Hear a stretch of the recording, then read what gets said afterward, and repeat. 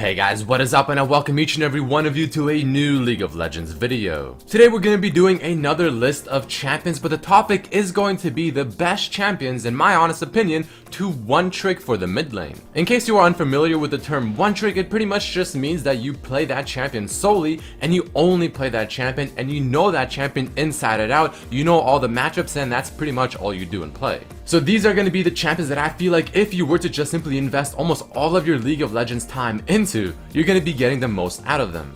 This video will be made in collaboration with Pro Guides. I have a link to a free trial down below in the description that I highly recommend at least checking out. It's a site that aims to improve your overall gameplay, plus their cool feature where you can talk to high-level players almost at any time. Definitely check out the trial down below.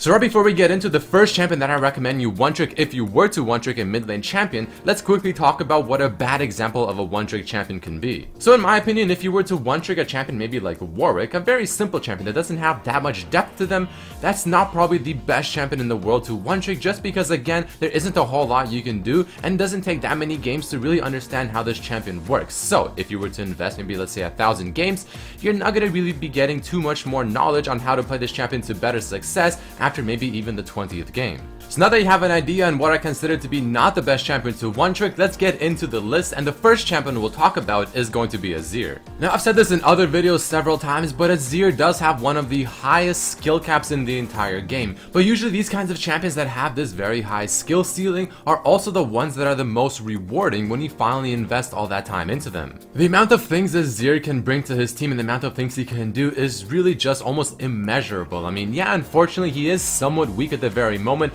only because of just the several nerfs he's received over and over and over. But he is still a champion that if you really truly know what you're doing, you can still definitely put in the work, and you can still hyper carry and make those crazy plays with the Shurima shuffle and all that good stuff. I don't think you need me to tell you guys that Azir late game is extremely strong, and if you ever face an Azir player who really truly knows what they're doing, it can definitely be something very scary to face. So without question, Azir definitely has to be on this list, but before we move on to champion number 2, let's go over what kind of build you want to do. So your runes can definitely be something along the lines of HP per level yellows. You can have 10% CDR per level at blues, and then the rest being magic resistance, and then you also want to have flat AP quits. Your reds can either be flat attack speed or flat magic penetration. It just depends on what you prefer. The items you want to get on Azir are as follows. You want the Zerker boots usually, you want the Abyssal Scepter if they have a lot of magic damage, else you can skip it and go straight for the Nashor's Tooth, Brightlights Crystal Scepter, Rabadon's, and Void Staff. The mastery page is without question 12-18-0, specking into that Thunderlords, and you want to definitely max out your Q first, followed by your W, then your E ability, and ultimate whenever you can. But let's move into the next champion, and this one is going to be a little bit of a biased opinion, but it is going to be Zed. Now just like Azir, Zed unfortunately is not in the best of spots currently in the meta, but maybe with the release of Championship Zed, more people will start to pick him up, and maybe we'll start to realize, you know what, maybe he's actually quite good right now. But despite the meta, Zed is definitely a champion that if you do one trick and you really know what you're doing and you truly understand how to play this champion and that's all you really do, you can hard carry games up until a pretty high elo. Zed is made to be a very annoying champion to face, and there's a lot of people that just simply hate even facing him. The second they see Zed picked, they already start panicking. They already don't really know what champion to pick, because if you're the one facing Zed in the mid lane, honestly, you are definitely kind of limited to what champions you can pick against him. And God forbid if Zed ever gets ahead and even starts to split push, because unless you have some fed Jax or Fiora or even maybe a Riven, it's almost impossible to stop him. He'll most likely 2v1 and still get away, and he can easily split push the game to victory. All in all, Zed has an insane amount of outplay potential. There's a whole bunch of things he can do. He has a dominant laning phase, especially for a melee assassin, and he can do a lot of great things. So I think we can all agree that facing a Zed one-trick who truly knows how to play this champion to his maximum or very close to it is a scary thing. But let's quickly talk about what kind of build you want to do when playing this assassin. Your rune page will be quite standard, getting the flat armor penetration reds, flat AD quints, HP per level yellows, and then flat magic resistance blues or magic resistance per level blues, or you can definitely go CDR per level blues up to 10% at level 18, and the rest being magic resistance. The last one is usually the overall best one, but at the same time, again, it just kind of depends on what you're facing. Your item build will be along the lines of this. You want to get your Yomus, your boots of choice, whichever it can be to fit the current game that you're playing playing. Dustblade is a pretty great pickup into Black Cleaver, Last Whisper is great, even something like a Death's Dance or Blade of the Rune King is very good as well. The masteries are going to be also just like Azir 12-18-0, specking for that Thunderlords just because of how easily Zed can proc it, but Storm Raider Surge is not a bad option, but you really have to know how to play Zed to make that one work. And your skill order is also quite simple. Q max first, followed by E, followed by W, and ultimate whenever you can. But moving along to the next champion in this list, it's going to be Ahri. Now, Ahri isn't necessarily an OP champion or anything along the lines of that, but the reason I feel like she's a great champion to one-trick is because she's always very good or very okay in almost any single meta. I don't remember the last time Ahri was just simply considered to be a bad pick. I mean, she's always a welcome champion. She brings CC, she brings wave clear, she has good sustain and laning phase, she has mobility with her ultimate. Now, yeah, she is good at many things, but she doesn't necessarily excel at one thing either. She definitely has some good depth to her kit as well, where if you put enough time, you can definitely make some really sweet plays and really use her zoning potential with her Q and just her abilities together in proper sequential order. So in terms of why I'm putting her on this list, it's a little bit different than most of the other champions, since most champions in my opinion that should be one-tricked are ones that have a very high skill cap. Again, Ahri not the highest of skill caps, but definitely a lot to learn, a lot to experience and understand, and she's always just a decent or good pick. So with all that being said, I mean, let's take a quick look at what kind of build you want to do when playing Ahri. The runes are the quite standard AP runes where you have magic penetration reds, HP per level yellows, you have flat AP quints, and then you can have 10% CDR per level blues and the rest being magic resistance. For items, it's also quite standard. You want to go for something along the lines of Morale Nomicon, obviously Sork Boots, you can go Luden's Echo if you're doing quite well, into Rabadon, Zanya's Hourglass, Void Staff, and just like every other champion, you want to go for the Thunderlords as well, so 12-18-0, while maxing your Q first, followed by your W, followed by your E. The fourth champion we'll be talking about out of the 6 main ones, followed by 2 honorable mentions, is Gangplank.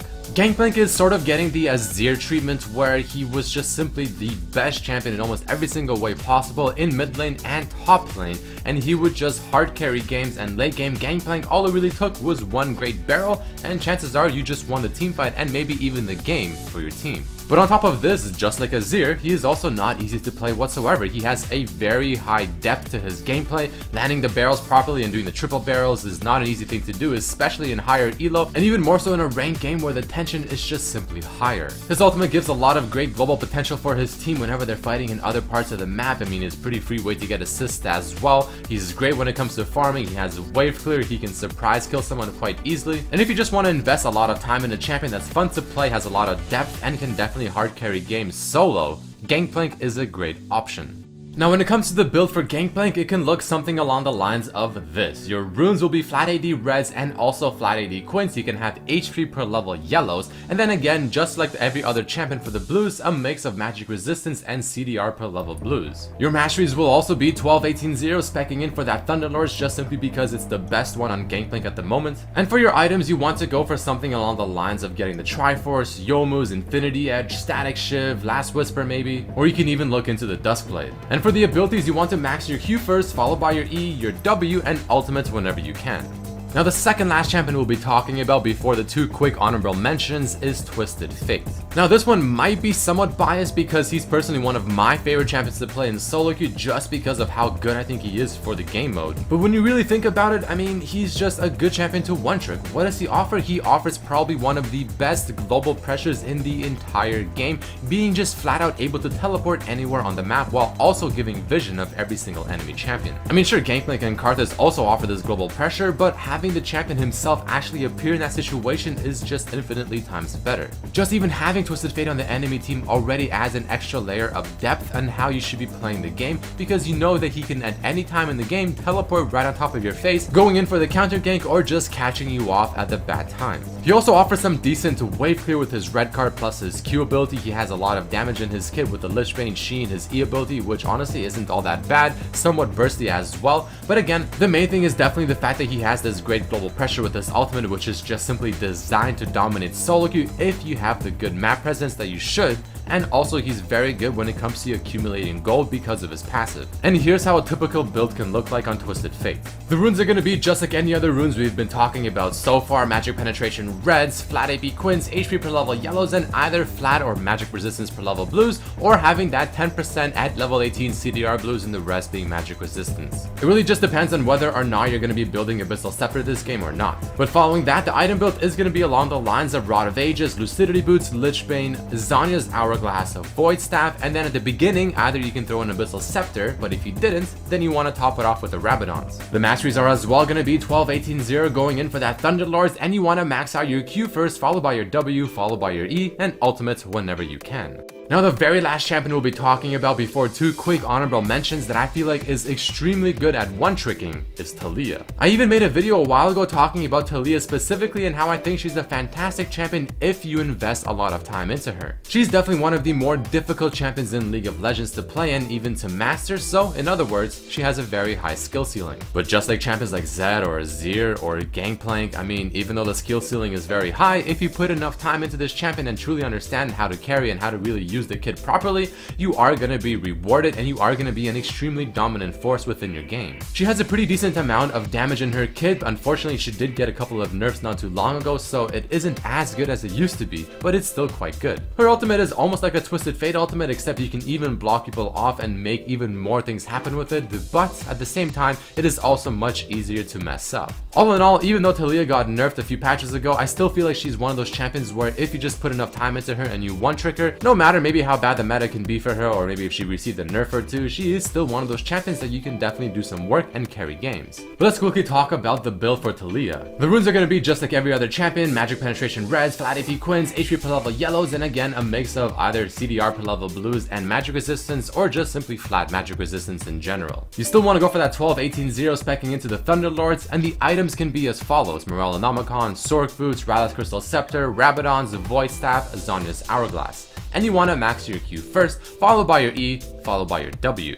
Now, right before we end off this video, there's two quick honorable mentions I want to talk about. The first one is going to be Yasuo. Now, despite what you may think, Yasuo has one of the highest skill caps in the entire game. If you're playing against people at your skill level, I mean, it's very, very easy to make a mistake on Yasuo and be easily punished for it, especially now that top lane Yasuo with the tanky build has been nerfed. But at the end of the day, Yasuo is one of those champions as well where if you put enough time into him, he can just make so many things happen to the point where he can definitely look extremely overpowered. That's just the kind of champion he is. Either he looks extremely overpowered and you really know what you're doing, or he seems extremely useless. But the second champion I also want to mention in my honorable mentions is LeBlanc. She's got one of the best laning phases of all assassins in the entire game. She's extremely dominant. She can snowball the game really hard. She can roam really well. She can make a lot of picks fairly easily and just retreat back to where she was. She has a lot of dashes and outplay potentials. I mean, she has a lot in her kit, but it is very difficult to know how to play her late game and how to close out a game, which is why I feel like if you one-trick her and if you know and understand how to do this, you can carry a lot of games, maybe before even the 30-minute mark.